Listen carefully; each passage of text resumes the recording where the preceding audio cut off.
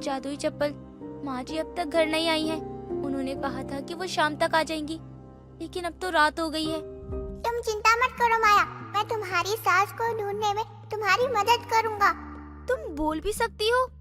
हाँ मैं बोल सकता हूँ, पर तुम मेरा राज किसी को मत बताना, वरना मैं एक नॉर्मल चप्पल बन जाऊंगा। अब बाहर चलो, तुम्हारी सास को जो ढूंढना है। ठीक है। अरे रुको जरा, अब क्या हुआ? बाहर जाने से पहले मुझे तुम्हारी सास की एक चीज चाहिए, जिससे तुम्हारी सास की स्मेल मुझे पता चल सके।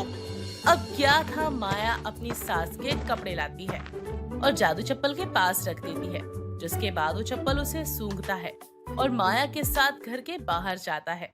कुछ ही देर बाद भारी बारिश में वो माया और उसकी सास के पास ले जाता है, जहाँ वो अपनी सास को एक पेड़ के नीचे भीगते हुए देखती है।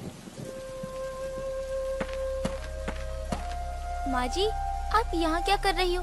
आपको पता है मुझे आपकी कितनी चिंता हो रही थी। बहू तू यहाँ कैसे आई? माँ जी, मैं आपको ढूंढ रही हूँ काफी देर से, और देखो आप मुझे मिल ही गई।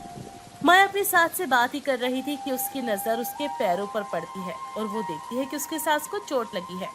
माँ जी, आपके पैरों से खून आ रहा है, इतनी चोट कैसे लग गई आपको?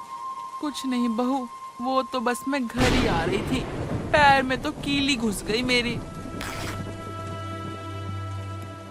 अब ठीक है माँ जी, आप मेरे सहारे घर चलिए। बारिश बहुत हो रही है, मौसम का भी कुछ पता नहीं है कब सही होगा और कब खराब रहे। आप मेरे सहारे चलिए माँ जी।